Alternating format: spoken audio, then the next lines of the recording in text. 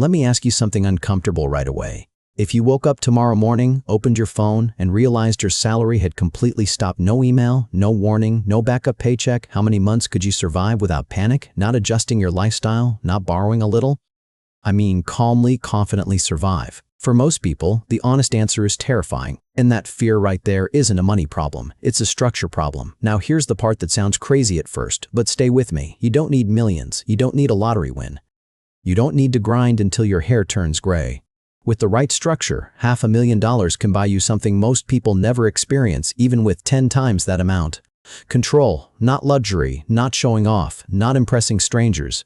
Control over your time. And today, I'm going to show you exactly why that's true. Most people imagine financial freedom like a movie scene. Supercars, private jets, massive mansions, champagne on a yacht. That image is so powerful that it quietly destroys logic, because once your brain accepts that picture, anything less feels not enough. And that belief alone keeps people trapped for decades. Here's the truth nobody markets. Freedom doesn't come from excess. It comes from coverage. When your basic life costs are covered without you working, the game ends. That's it. No boss, no alarm clock, no fear-based decisions, just choice. Let's break a dangerous myth. Ask people how much they think they need to retire comfortably, and you'll hear numbers like 2 million, 3 million, 5 million, sometimes even more. But here's what most people don't realize. Those numbers didn't come from math. They came from fear of inflation, uncertainty, losing status, or what if something goes wrong? Fear is not a financial strategy. So let's do something rare and talk numbers without drama, without hype, without fantasy. Imagine you slowly build a portfolio worth $500, not overnight. Not magically, not from luck, slowly, intentionally, year by year. Now imagine that money is invested conservatively across broad market funds, fixed income assets, and income-producing instruments. Nothing flashy, nothing viral, nothing you'd brag about at a party, just stable. A long-term average return of 7–8% is not fantasy, it's historically normal. Let's stay cautious and say 7–5%. That's $37,500 per year without touching the $500 per year, without touching the original money, over $300 every single month. Now pause, not react, pause, because this is where perspective changes. Here's the key question that changes everything. Can you design a life that costs $300 per month? Not a fake life, not a miserable life, a real one? Because millions of people already do, and they're not unhappy, they're not suffering, they're not missing out, they're calm. Here's where most people get it backwards. They think, once I make more, I'll feel free. But the truth is, once I need less, I become free. The person who needs $10,000 per month is poorer than the person who needs $3,000, no matter how much either one earns. Dependency is expensive. Simplicity is powerful. Now let's push this further. What if part of that portfolio grows instead of just paying you? If you only spend 5–6% and your portfolio grows at 7–8%, something interesting happens. Your income slowly increases over time. Inflation doesn't win. Your money adapts. Inflation crash again, URED. That's not retirement. That's sustainability. This is where traditional advice fails people. Most retirement plans are designed around slow decay. Save money, spend it down, hope it lasts longer than you do. That's survival planning. What we're talking about is self-replenishing income. Your money doesn't disappear, it circulates. And when money circulates, stress disappears. Now let's talk about the real obstacle, because it's not investing and it's not returns. It's lifestyle math.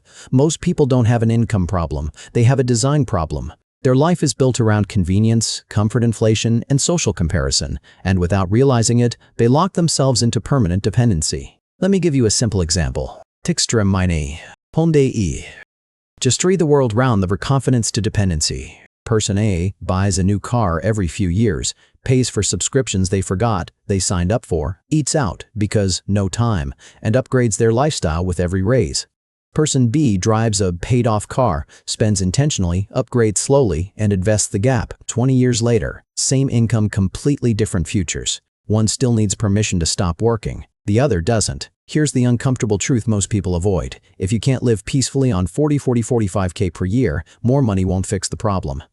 It will only delay it, because spending grows faster than satisfaction. This is why $500,000 works, not because it's a magic number, but because it forces clarity. It asks what you actually need, which expenses are noise, and which purchases were just emotional patches. And once you answer those honestly, freedom stops being expensive. Nobody saves $500 in one leap. It's built in layers, maybe $300 per month, then $600,000 income grows. Income grows. Discipline stays. Time does the heavy lifting.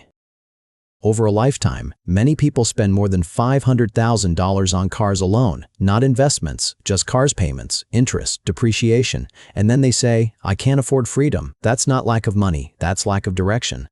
Convenience spending feels harmless: coffee, delivery, impulse upgrades, but invested consistently. Those small choices quietly build more freedom than most promotions ever will. Here's where everything changes once the foundation exists. When your basic expenses are covered by returns, you're not desperate, rushed, or trapped. You negotiate differently. You choose projects differently. You take risks from strength, not fear. That's why money attracts opportunity, not because rich people are smarter, but because they're calm. This is what people really mean when they say money makes money. It's not just returns, it's leverage, patience, and optionality. Market crashes happen. That's why withdrawal discipline matters and diversification matters. When income comes from returns, not liquidation, volatility becomes noise, not danger. Here's the biggest mindset shift of all. Freedom isn't the absence of work, it's the absence of forced work. You might still choose to work, but now it's for meaning, not survival, and that changes everything. The most powerful part of this journey isn't the money. It's the person you become while building it: patient, intentional, calm, strategic. Those traits compound faster than interest. Most people will never do this, not because they can't, but because it requires saying no to things everyone else says yes to, and yes to a future most people never experience. So if this idea feels uncomfortable, that's good. That discomfort is the sound of your assumptions breaking.